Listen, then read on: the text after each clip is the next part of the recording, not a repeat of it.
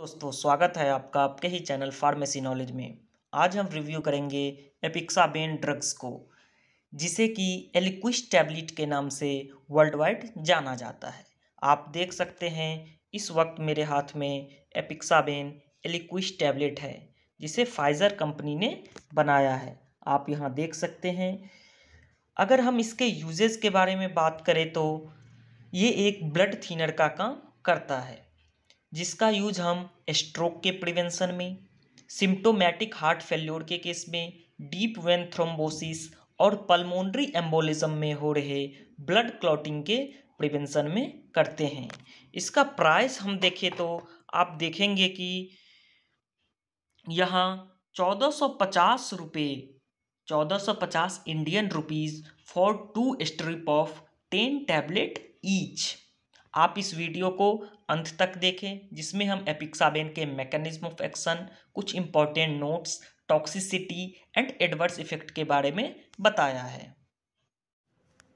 चलिए अब हम एग्ज़ाम पॉइंट ऑफ व्यू से एपिक्साबेन के बारे में हर एक चीज़ जानने की कोशिश करेंगे। एपिक्साबेन एक तरह का एंटीकोएगुलेंट ड्रग्स है, जिसे हम ब्लड थिनर भी कहते हैं। एंटीकोएगुलेंट ड्रग उसे कहते हैं जो हमारे बॉडी के आर्टरीज, वीन्स, लंग्स और हार्ट में हो रहे ब्लड की क्लॉटिंग को रोके। आप पहले से ही कुछ एंटीकोएगुलेंट ड्रग के नाम जानते होंगे, जैसे कि हिपैरिन, वारफरीन, इनॉक्सापेरिन। इसी तरह से एपिक्साबेन भी ब्लड क्लॉटिंग को प्रिवेंट करता है और हमारे बॉडी के वेन्स में अच्छे तरीके से ब्लड को सर्कुलेट करता है।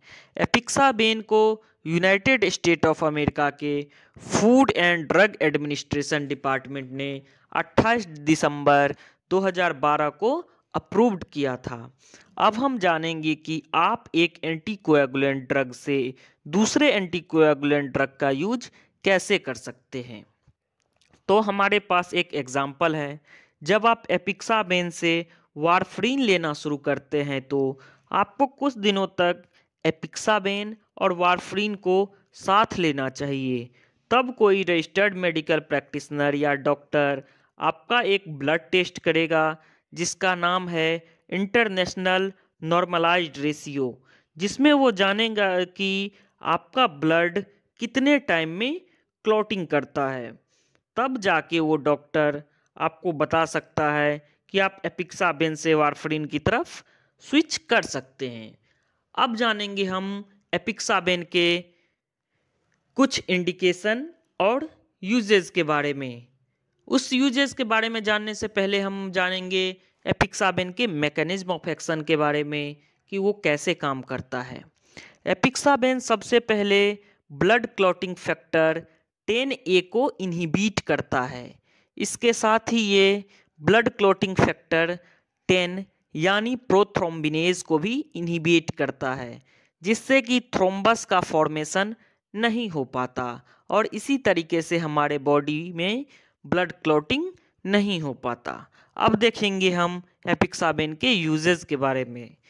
तो ये स्ट्रोक के कंडीशन में, हार्ट अटैक के कंडीशन में, डीप वेन थ्रोम्बोसिस जिसमें हमारे लेग में ब्लड क्लॉटिंग होता है, उस केस में भी यूज किया जाता है।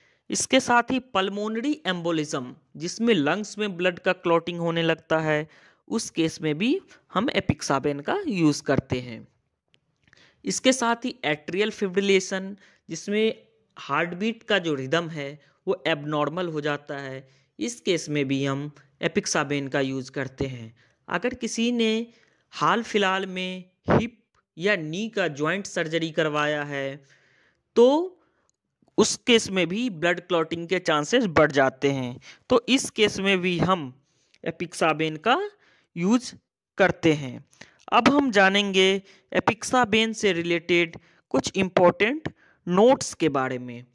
तो ये एपिक्साबेन प्रेगनेंसी के केस में नहीं दिया जाता है, क्योंकि ये बच्चों पे टेराटोजेनिक इफेक्ट दिखाता है।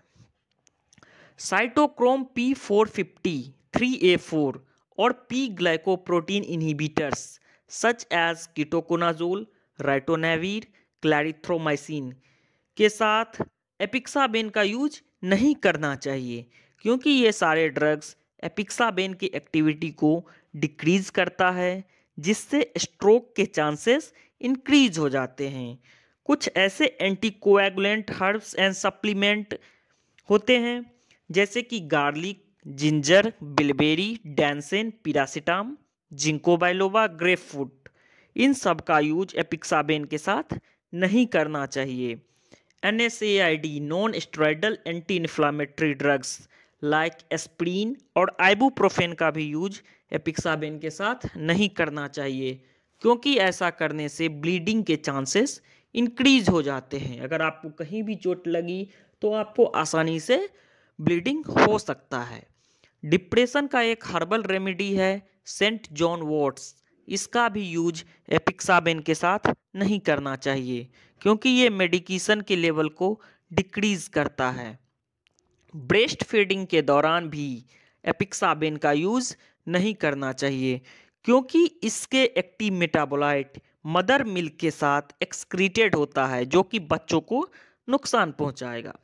अब बात करेंगे इसके फार्माकोकाइनेटिक्स की, तो इसका एब्जॉर्प्शन रेट 50% है। मेनली आप इसे टैबलेट फॉर्म में ओरली एडमिनिस्टर्ड करते हैं, तो ये 50% बायोएबिलिटी शो करता है।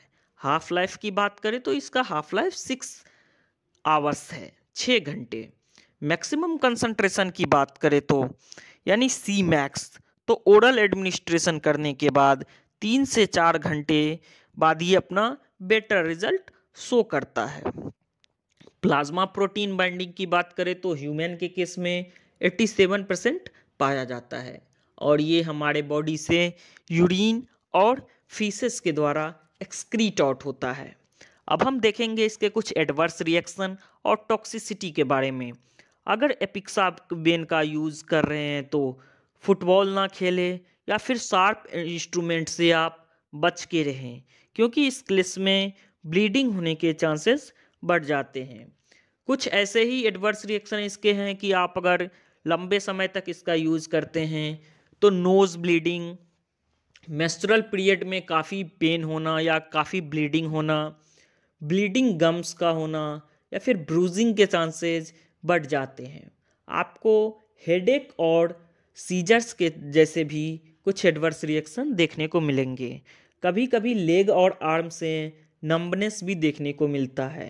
नोजिया और इजी ब्रोसिंग के कंडीशन तो है ही, इसके साथ रेयर कंडीशन में एलर्जिक कंडीशन यानी एनाफिलैक्सिस भी देखने को मिलता है। अब हम देखेंगे इनके एंटीडोट्स के बारे में। अगर कोई एपिक्साबेन को ओवरडोज में लिया है या 20 mg 20 मिलीग्राम के अप्रॉक्स ले लिया है, तो उस पेशेंट को एक्टिवेटेड चारकोल एंटीडोट से हर 6 घंटे में देना चाहिए, क्योंकि एक्टिवेटेड चारकोल ही एपिक्साबेन का एंटीडोट माना गया है।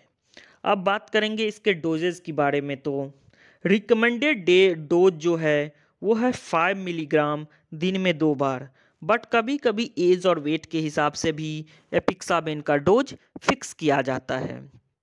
जैसे कि आप ओल्ड एज पीपल जिसका एज 80 साल के करीब है या बॉडी वेट 60 साल से कम हो, 60 किलोग्राम से कम हो, तो उस केस में 2.5 mg दिन में 2 बार एडमिनिस्टर्ड किया जाता है। अब बात करेंगे कुछ ऐसे फेमस ब्रांड नेम की जिसके नाम से एपिक्साबेन मार्केट में उपलब्ध है। तो आप सभी जानते हैं कि world wide famous Eliquis 5 mg tablet जो कि फाइजर कंपनी ने बनाता है, वो भी एपिक्साबेन का ही एक ब्रांड है। इसके साथ ही apixaban tablet by Indoco Remedies, Apivas tablet by Micro Labs, Apigat tablet by Natco Pharma Limited. तो इस तरह से हमने देखा एपिक्साबेन के बारे में। थैंक यू दोस्तों।